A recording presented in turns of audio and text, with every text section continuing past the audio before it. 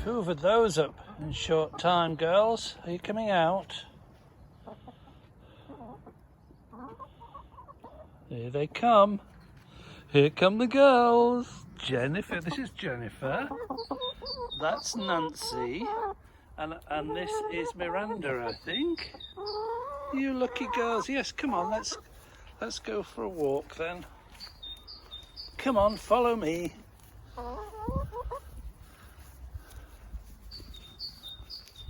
Step out the Shanks way, that's it.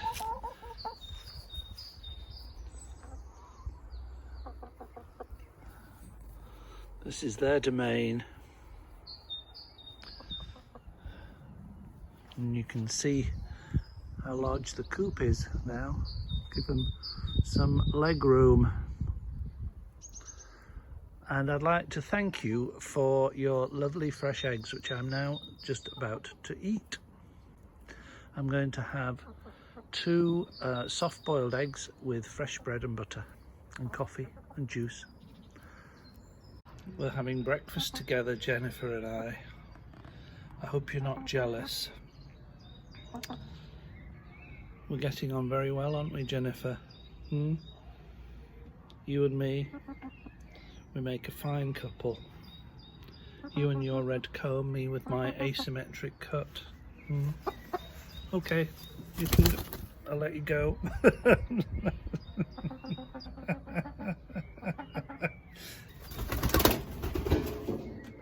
And off she goes.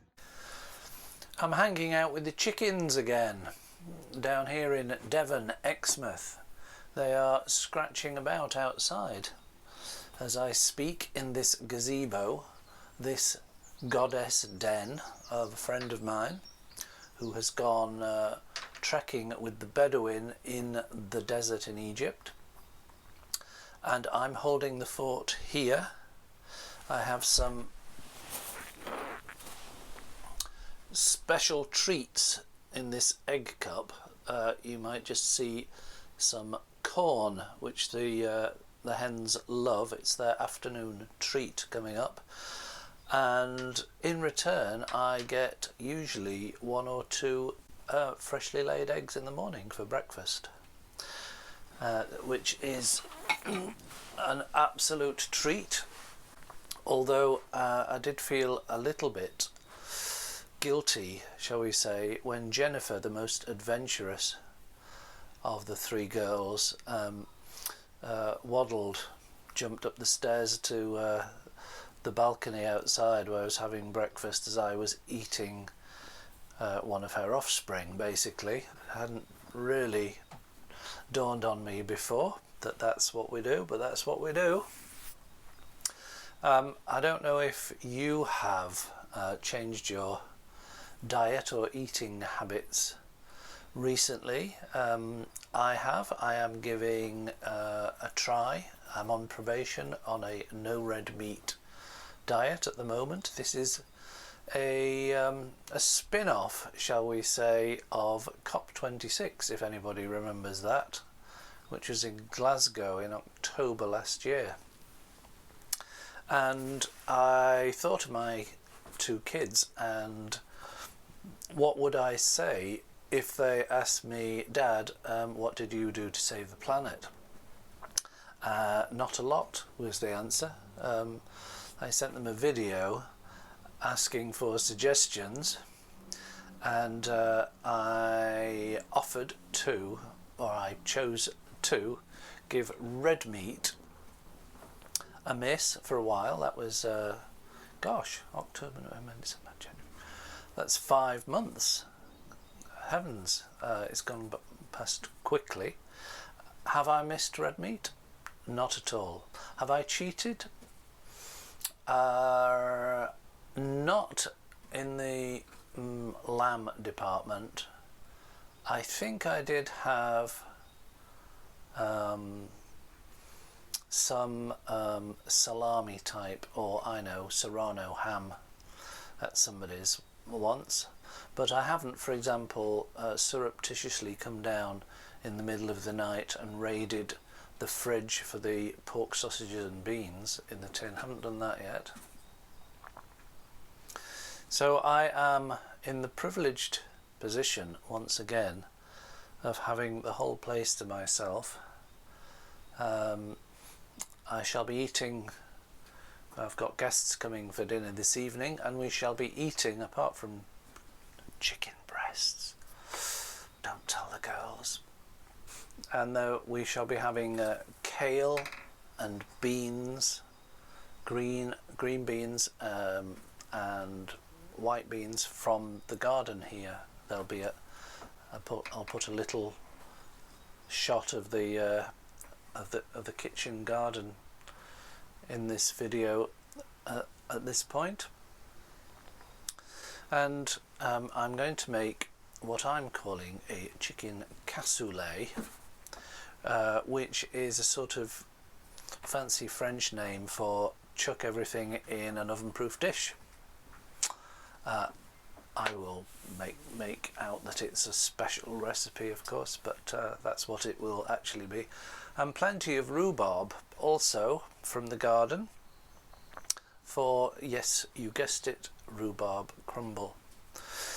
So we enjoy the freedom of movement, the freedom of choice of food, the freedom of actually travel, the freedom of thinking whatever we choose to think. Unfortunately, on social media, many of us also think we have the freedom to diss or to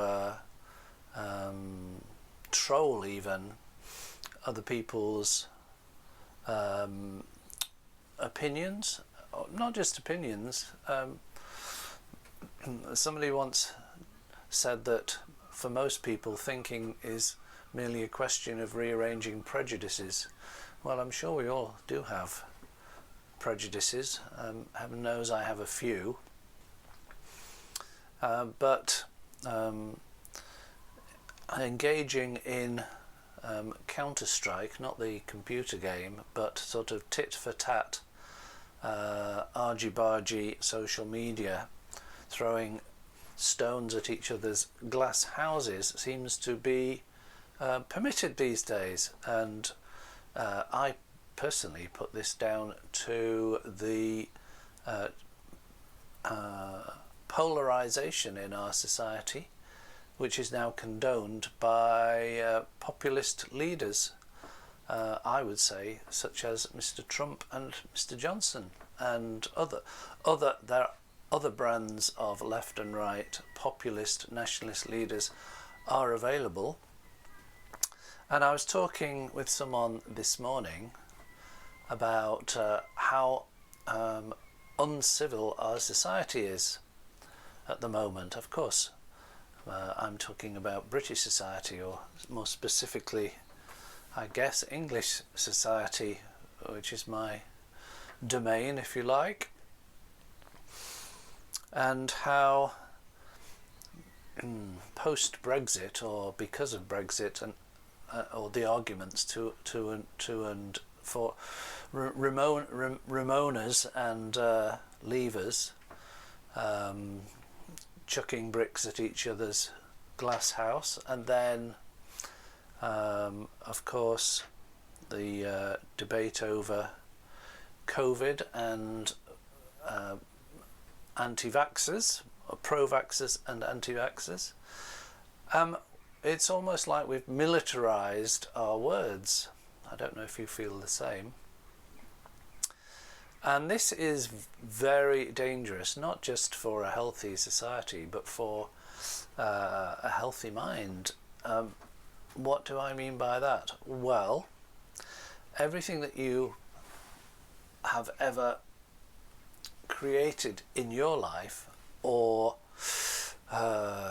brought into the lives of others, started with a thought. In my first book, Future Perfect, Creating the Life You Want, I talk you through the very simple process of creating the life you want, and the first step is to imagine or to think it, and then from just a thought It comes out into the world in spoken word. Interestingly, at the very beginning of John's Gospel in the New Testament, that's the very first line of his Gospel. In the beginning was the Word. And if you know the Beatles' Rubber Soul album, you'll know what follows. And the word was love. Now the word for word, as I understand it, is logos, from which we derive the word, for example, not logos as in brands, brand identities, but logos as in logic. And there is this rather unsubstantiated idea, especially since the Enlightenment, that somehow human thought is logical. What absolute nonsense. Everything you do is completely imbued with your own value system, your own perceptions, your own it's coloured by your experiences.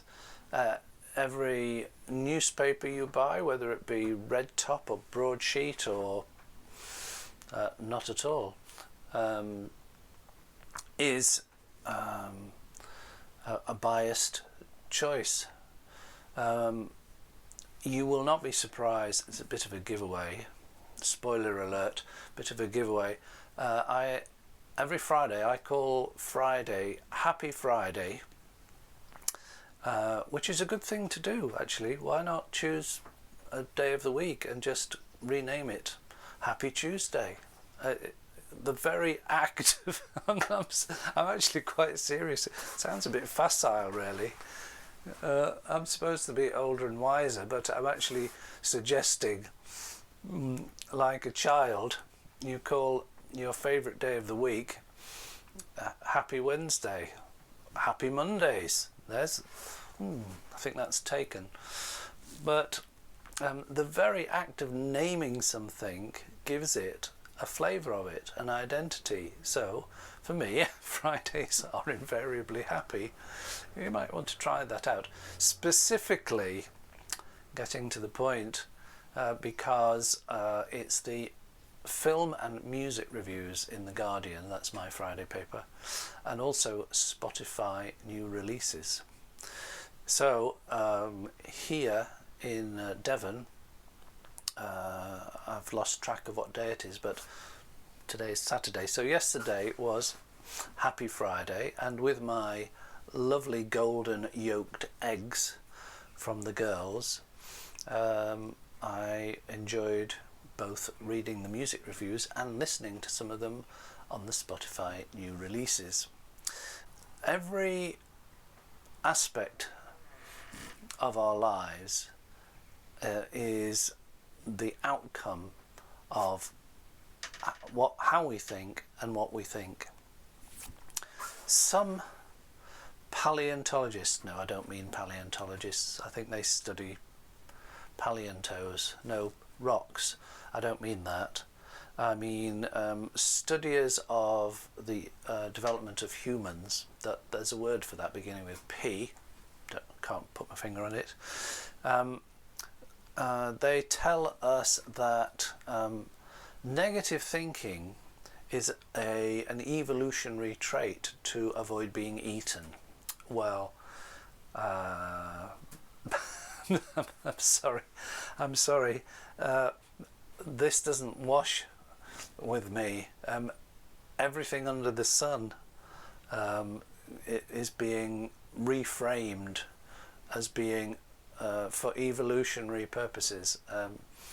I don't think so. We have been, well, let's say civilized human beings for some thousands of years, and we know perfectly well what is moral behaviour or ethical behaviour, what is we consider good or bad. Of course, this changes from generation to generation, from society to society, but by and large we have lived in moral civilizations.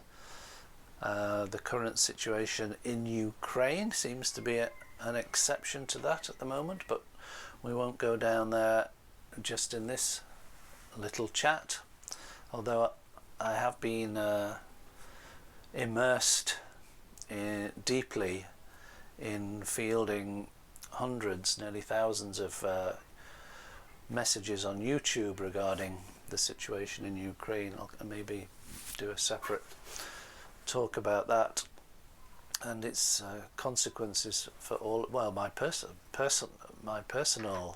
its impact personally on me, but also we're all affected by it, aren't we?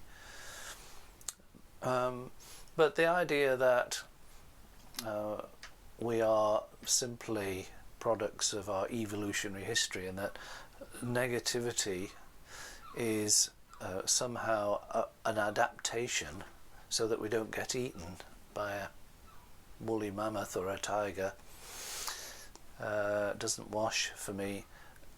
Watch your thoughts.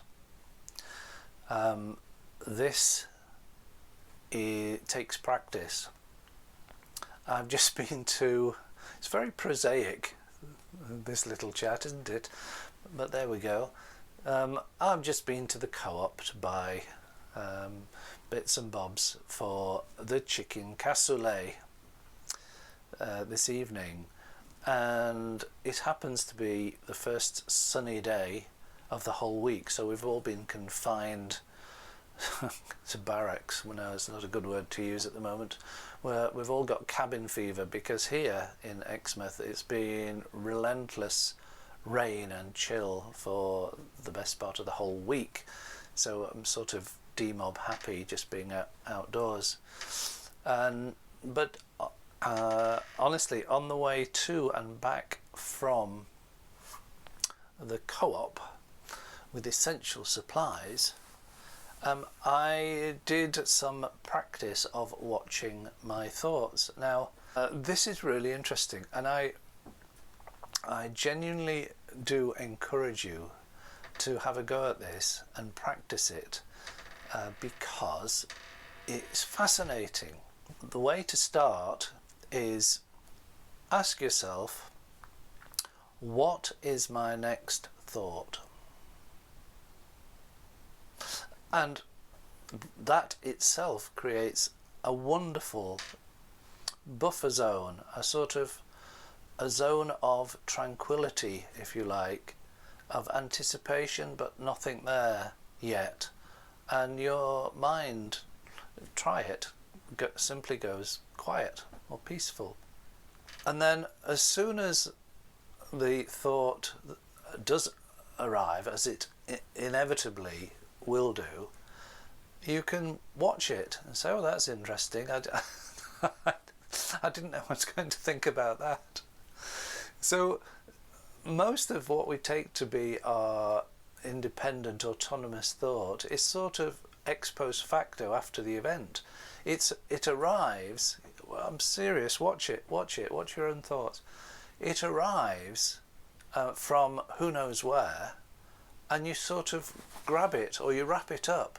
I liken it to a sausage machine, and the meat, the mince meat, is squeezed through, and of course the skin is wrapped up on it. Well, we seem to extrude thoughts in this manner, but where do they come from?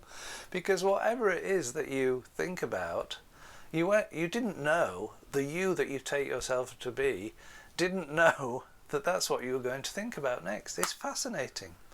So where on earth does it come from?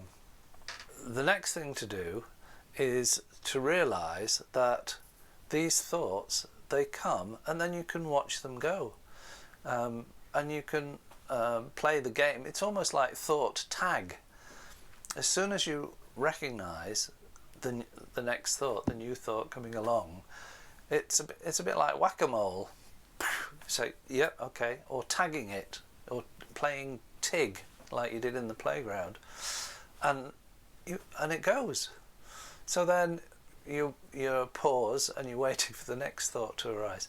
Well, This pulls the rug, to my mind, on the idea of you are the captain of the ship, you are the pilot of the plane, whatever analogy you wish. We take ourselves to be in control of our thoughts, but now you watch them come and go. And this is very liberating, because if you can watch them come and go, then who are you? You are the observer of the thoughts, and then you can simply reflect, is the observer who watches these thoughts Happy Friday thoughts or distressing Kiev thoughts coming and going, is the one who is observing them coming and going in any way disturbed, either excited in the case of Happy Friday, or despondent in the case of Kiev? Give it a go. Oh dear. You see, I didn't know I was going to talk about this until I pressed the red button.